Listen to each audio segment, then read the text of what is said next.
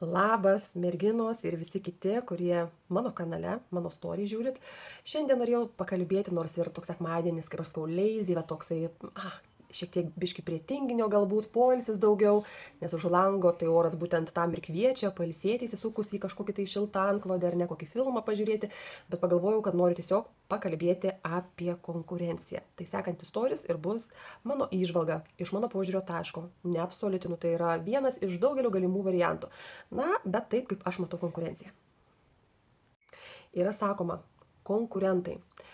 Kaip aš suprantu, jeigu aš kažką įvardinčiau konkurentais, vadinasi, tie žmonės yra priekyje manęs. Vadinasi, jie daro kažką daugiau, kažką geriau, kažką kitaip. Ir gerąją prasme, aš galiu paimti pavyzdį, galiu pabandyti pakartoti kažką panašaus, bet savaip, reiškia praplėsti savo galimybių ribas ir įsikvėpti, nes aš matau realų pavyzdį, kaip kiti daro.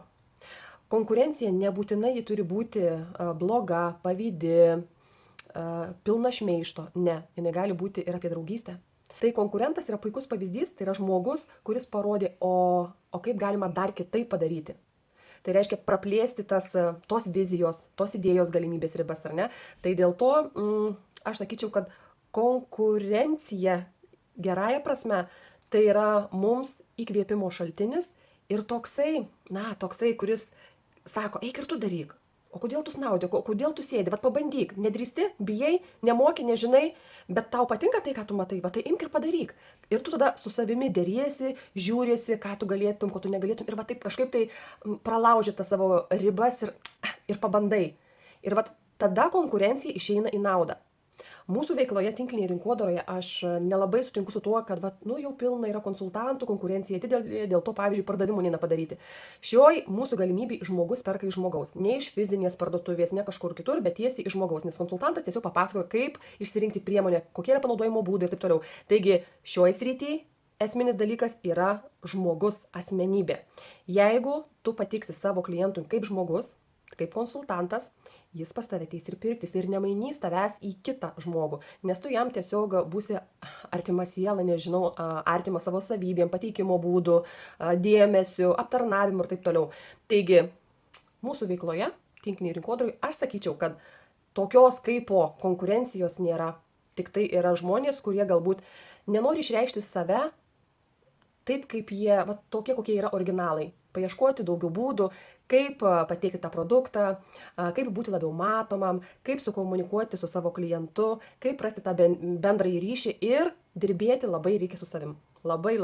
Dėl to, kad, ta šventa trijulė, kad kur ją, nemoku, negaliu, nežinau, taigi kyla iš žmogaus vidaus. Taip. Tai su kuo mes turime labiausiai konkuruoti?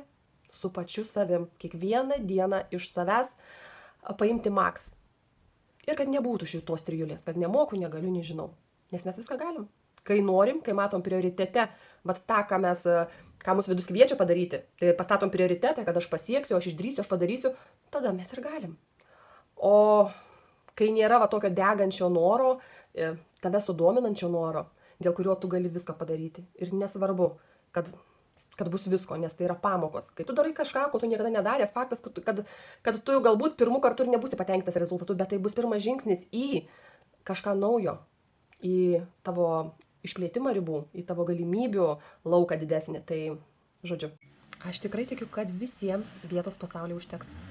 Ir kad gerai, kad yra žmonių, kurie užsiima tuo pačiu, tik išsiskiria savitumu, autentiškumu, savo gebėjimu pateikti viską, pats kaip asmenybė, savo charakteriu, savo asmeniniais bruožais ir savybėm. Tas tingus sekmadienis. Žinoma, tai, ką pasakiau, tai yra tik tai vienas požiūrio kampas. Bet tikiu, kad fiziškai žmonės konkuruoja ir labai stipriai. Bet aš toj kovoj nedalyvauju.